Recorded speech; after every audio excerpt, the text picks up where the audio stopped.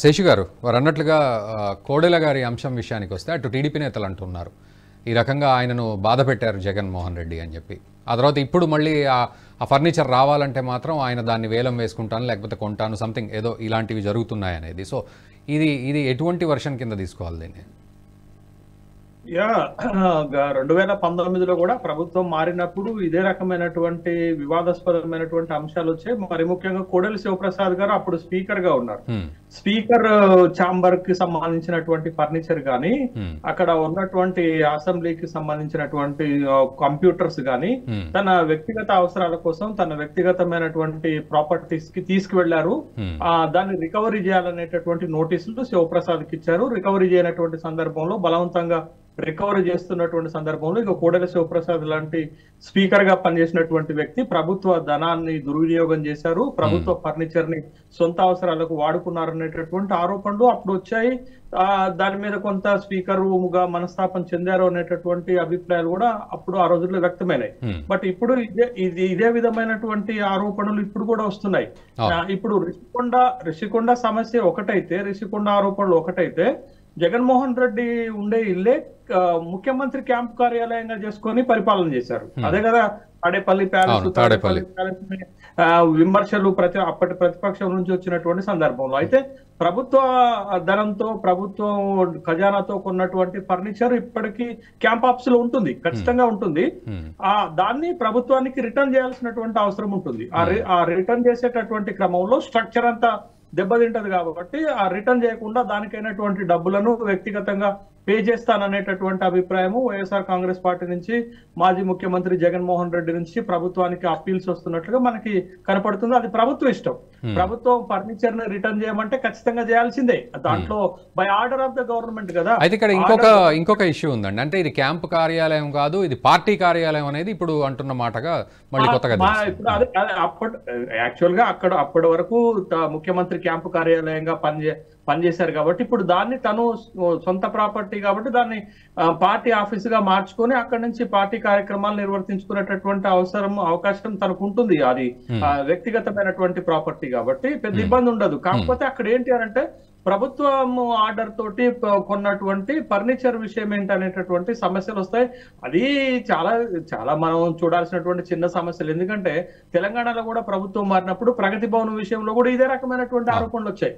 ప్రగతి భవన్ అనేది కేసీఆర్ సొంత ఆస్తి కాదు, అది ప్రభుత్వం డబ్బుతో కట్టినటువంటి ఒక ముఖ్యమంత్రి అధికారిక నివాసం. ఇప్పుడు అదే ప్రభుత్వం వాడుకోవాలనుకుంటే వాడుకుంటుంది, లేకపోతే లేదు అనేటటువంటి విషయాన్ని.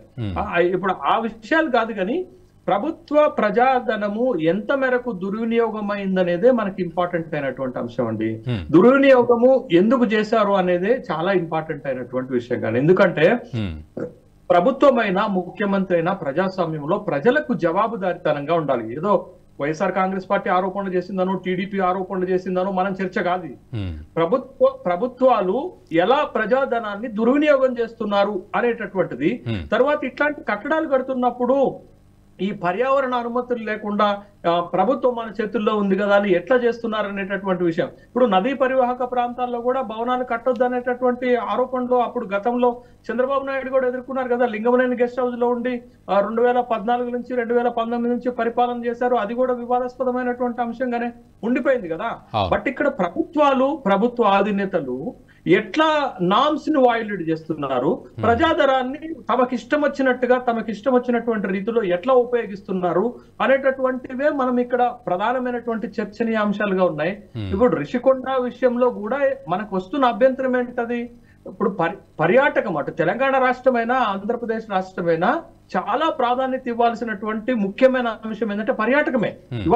ఇవాళ చాలా రాష్ట్రాలు చాలా దేశాలు పర్యాటకం ద్వారా పెద్ద ఎత్తున ఆదాయాలను ఆర్జించాలనుకుంటున్నటువంటి నేపథ్యంలో విశాఖ లాంటి ఒక ఉత్తరాంధ్ర లాంటి ఒక బ్యూటిఫుల్ ప్రదేశం, బొర్రా కేవ్స్ ఉంటాయి, తర్వాత ఇవన్నీ ఉంటాయి కదండి. చాలా మంది పర్యాటకులు ఆ ప్రాంతానికి వస్తుంటారు కాబట్టి పర్యాటకంగా అభివృద్ధి చేయాల్సినటువంటి అవసరం ఉంది. అప్పుడు పర్యాటక శాఖ మంత్రిగా ఉన్నటువంటి రోజా కూడా అనేక సందర్భాల్లో చెప్పారు, మేము ఋషికొండ పైన కడుతున్నటువంటి భవనాలను పర్యాటక అభివృద్ధి కోసం ఉపయోగిస్తాము అనేటటువంటి ఒక అభిప్రాయం చెప్పినప్పటికి కూడా ఇప్పుడు సందేహాలు వస్తున్నాయి కదా. ఈ స్థాయిలో ఖర్చు బట్టి ఇట్లాంటి భవనాలు కట్టాల్సిన అవసరం ఉందా అని. ఇంకొకటి విషయం, ప్రజా తీర్పు ఆల్రెడీ వచ్చేసింది కదండి. ప్రజా తీర్పులో వైఎస్ఆర్ కాంగ్రెస్ పార్టీ చేసినటువంటి పనులకు శిక్ష పడినట్లుగానే మనం చూడాలి. ఎందుకంటే ఉత్తరాంధ్ర లాంటి ఒక వెనకబడినటువంటి ప్రాంతానికి రాజధానిని తీసుకొస్తున్నాము, దాన్ని నమ్మించడానికే ఇవాళ రిషికొండ పైన ఈ స్థాయిలో అధికారిక భవనాలు, ముఖ్యమంత్రి ఇక్కడే ఉండబోతున్నారనేటటువంటి నమ్మించే ప్రక్రియలో ఈ స్థాయిలో భవన నిర్మాణాలు చేశారు, ఈ స్థాయిలో ఖర్చు పెట్టారని నేను భావిస్తున్నాను. అందుకే 34 శాసనసభ స్థానాలు ఉంటే 32 శాసనసభ స్థానాల్లో వైఎస్ఆర్ కాంగ్రెస్ పార్టీని ఓడించారు. శ్రీకాకుళంలో ఉన్న 10కి 10 ఓడిపోయారు, విజయనగరంలో ఉన్న 9కి 9 ఓడిపోయారు, విశాఖపట్నంలో ఉన్న 15ట్లో 13 ఓడిపోయారు. ఒక 2 శాసనసభ స్థానాలు మాత్రమే వైఎస్ఆర్ కాంగ్రెస్ పార్టీ గెలవగలిగింది. కాబట్టి మరి ఉత్తరాంధ్రకు రాజధాని ఇస్తానన్నారు, ఉత్తరాంధ్ర విశాఖపట్నంలో ముఖ్యమంత్రి నివాసం ఉండబోతున్నారు, దసరాకు ఉండబోతున్నారు అనేటటువంటి హామీల నేపథ్యంలో ఈ భవనాలు కట్టన్నా అక్కడ ఉత్తరాంధ్ర ప్రజలను నమ్మించాలనేటటువంటి ప్రయత్నం బెడిసికొట్టినట్లుగా కనపడుతుంది కదా. ఉత్తరాంధ్ర ప్రజలు ఆ పార్టీని నమ్మనట్లుగానే కనపడుతుంది కదా. ఆ ఫలితాలే మనం వాస్తవికంగా చూడాలి. కాబట్టి ప్రజాధనాన్ని దుర్వినియోగం చేసి ఇట్లాంటి గనక చేస్తే ఏ ప్రభుత్వం అయినా మూల్యం చెల్లించుకోక తప్పదు. అది టీడీపీ కావచ్చు, వైఎస్ఆర్ కాంగ్రెస్ పార్టీ కావచ్చు. గతంలో టీడీపీ పైన కూడా ఇదే ఆరోపణలు వచ్చాయి. మీరు ఇందాకనే చెప్పారు, హార్ట్ ఫయత్ హోటల్లో స్టే చేసి అక్కడ ఉన్నటువంటి బిల్లులు పెట్టిన సందర్భంలో కూడా వివాదాస్పదమైంది. పార్క్ హయత్ హోటల్లో పెట్టినటువంటి సందర్భం. ప్రజలకి జవాబుదారితనంగా ఉండే పాలననే కోరుకుంటారు. అది చంద్రబాబు నాయుడు నుండైనా వైఎస్ జగన్మోహన్ రెడ్డి నైనుండా ఆ విధమైనటువంటి బాధ్యతాయుతంగా పనిచేయాల్సినటువంటి అవసరం ఉంది. మమ్మల్ని ఎవరు చూడర్లేని అనుకుంటే అంతిమ ఫలితాలు ఇట్లనే ఉంటాయి. వైఎస్ఆర్ కాంగ్రెస్ పార్టీ ఋషికొండ పైన భవనాలు కడుతుంటే అభ్యంతరాలు చెప్పారు కదా. పవన్ కళ్యాణ్ ఎలక్షన్స్ కు ముందు ఋషికొండను సందర్శిస్తా ఉంటే పోనీలేదు, భారీ పోలీసులు పెట్టి ఆపినటువంటి సందర్భం ఉంది. బట్ ఇవాళ ఆపలేకపోయారు కదా. అదే ఏంటంటే జవాబుదారితనం ప్రజలకు ఉండాలి, ప్రతిపక్షాలకో లేకపోతే విమర్శిస్తున్నటువంటి వాళ్ళకో మీడియాకో కాదు. జవాబుదారితనం ప్రజలకు ఉండాలి, చేసేటటువంటి పని ప్రజలకు ఉపయోగపడేటట్టుగా ఉండాలి, రాష్ట్ర అభివృద్ధికి దోహదపడేటట్టు ఉండాలి. కానీ రాష్ట్ర ఖజానా పైన భారం పడేటటువంటి ఇట్లాంటి పిచ్చి పనులు చేస్తే ఫలితాలు ప్రతికూలంగానే వస్తాయి కదా. ఇవాళ వైఎస్ఆర్ కాంగ్రెస్ పార్టీకి వస్తున్నటువంటి ప్రతికూలత ఫలితం అదే కదా. ఇవాళ ఎవరిని లెక్క చేయకుండా చేసినటువంటి పనులకే ఇవాళ భారీ మూల్యం చెల్లించుకొని అధికారానికి బయటకు వెళ్ళిపోయింది. సో మొత్తానికి పర్యావరణానికి సంబంధించి ఇబ్బందులు కలుగుతున్నాయి అనే విషయం ఒక ఎత్తు అయితే, ఇదివరకు దానికి సంబంధించి రిషికొండకు సంబంధించి వివాదం జరిగితే ఈరోజు సొంత ప్యాలెస్ కట్టుకున్నారు వైఎస్ జగన్మోహన్ రెడ్డి అని టీడీపీ నేతలు విమర్శిస్తూ ఉన్నారు. ట్విట్టర్ వేదికగా విపరీతమైన పోస్టులు చేస్తూ ఉన్నారు. జగన్ లూటెడ్ పబ్లిక్ మనీ అనే హ్యాష్ ట్యాగ్ని జనసేన కూడా ట్రెండ్ చేసే ప్రయత్నం చేస్తోంది. మరోవైపు అటు పబ్లిక్ మనీతోటి అంటే ప్రజల సొమ్ముతోటి ఇటువంటి లావిష్నెస్ని ఋషికొండను పూర్తిగా రిచ్ ప్యాలెస్ ఏరియాగా మార్చిపడేశారు అనేది కూడా ఒక వివాదం జరుగుతోంది. అయితే అటు వైసీపీ నేతలు మాత్రం ఇది కేవలం ప్రభుత్వ భవన సముదాయాలు, ఈ బ్లాకులన్నీ కూడా 7 బ్లాకులు ఉన్నాయి, ఇవన్నీ కూడా రేపు రాబోయే రోజుల్లో ప్రధానమంత్రి వచ్చినా లేకపోతే రాష్ట్రపతి వచ్చినా ఇక్కడ ఉండడానికి వాళ్ళకి ఏర్పాట్ల కోసం మాత్రమే, అండ్ మన మంత్రివర్గం వీటన్నింటికి సంబంధించి ప్రభుత్వానికి సంబంధించిందే అనేది వైసీపీ నేతలు ఇప్పటికీ అంటున్నారు.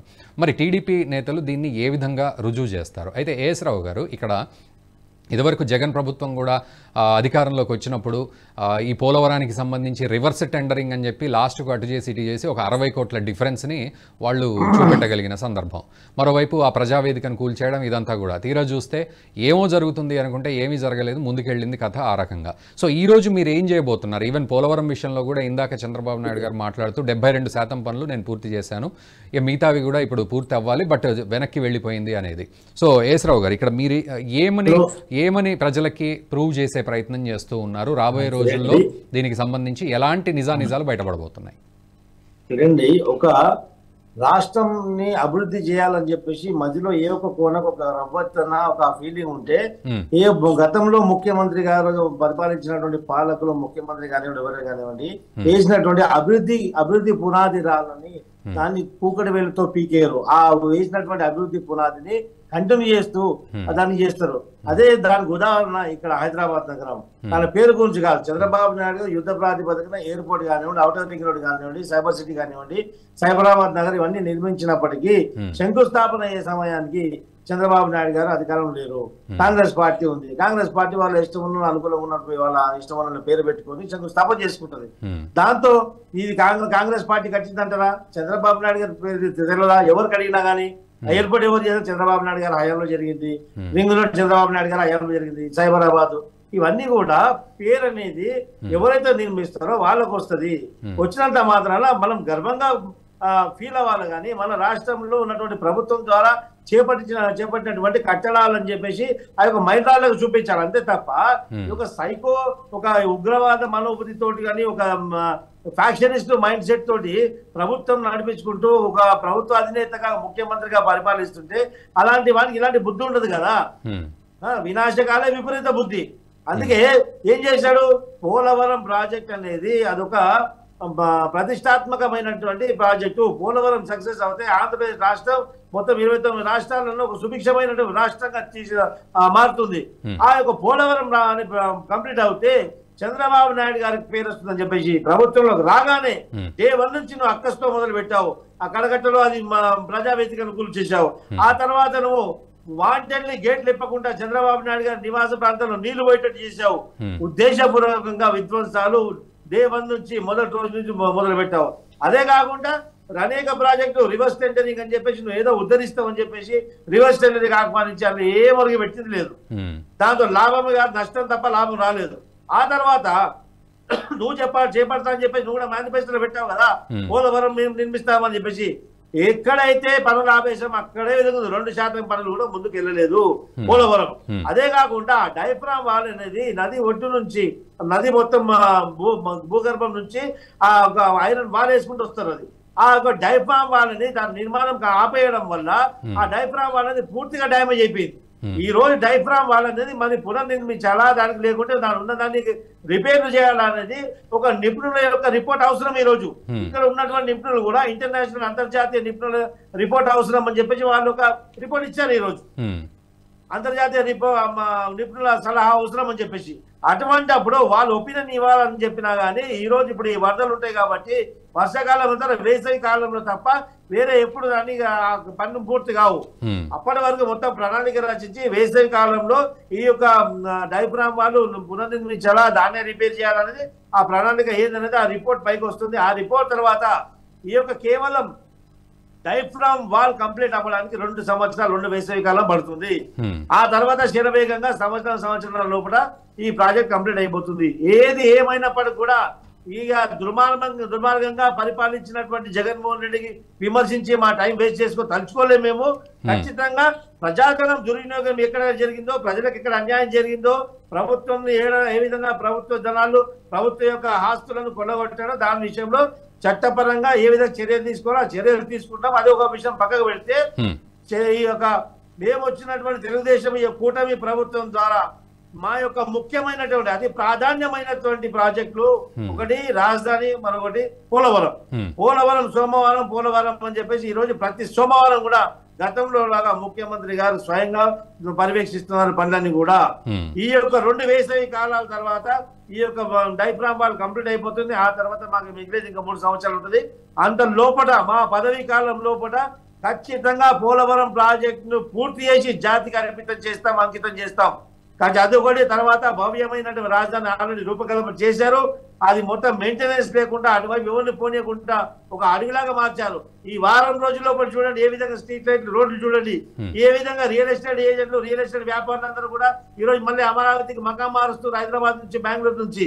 ఇదంతా ఒక శుభ పరిణామం, శుభ సంకేతం. ఒక పరిపాలన యొక్క నైపుణ్యత కలిగినటువంటి ఒక అనుభవం కలిగినటువంటి పరిపాలకుడు రావడంతో ఇవన్నీ జరుగుతుంది. అనుభవం లేమితోటి ఒక ఫ్యాక్షనిస్ట్ మనోబుద్ధి తోటి ఒక సైకో మెంటాలిటీ తోటి ఒక సాక్షాత్ ఒక సైకో ముఖ్యమంత్రి అయితే ఏ విధంగా అవుతుందో గత 5 సంవత్సరాలు ప్రజలు స్వయంగా చూశారు. కాబట్టి 151 నుంచి పీకేసీ 11కి పెట్టారు. ఈ రోజు ప్రతిపక్ష హోదా కూడా లేకుండా చెంపదమే కొట్టారు ఓటు ద్వారా. ఈ వీడియో మీకు నచ్చినట్టయితే లైక్ చేయండి, 10 మందికి షేర్ చేయండి. అలాగే కామెంట్ల రూపంలో మీ అభిప్రాయాలను మాతో పంచుకోండి. Nationalist hub group of channels ను సబ్స్క్రైబ్ చేసుకుని తెలుగునాట జాతీయవాద జర్నలిజాన్ని ప్రోత్సహించండి. ఈ వీడియో కింద ఉన్న బెల్ ఐకాన్ పై క్లిక్ చేయడం మర్చిపోవద్దు.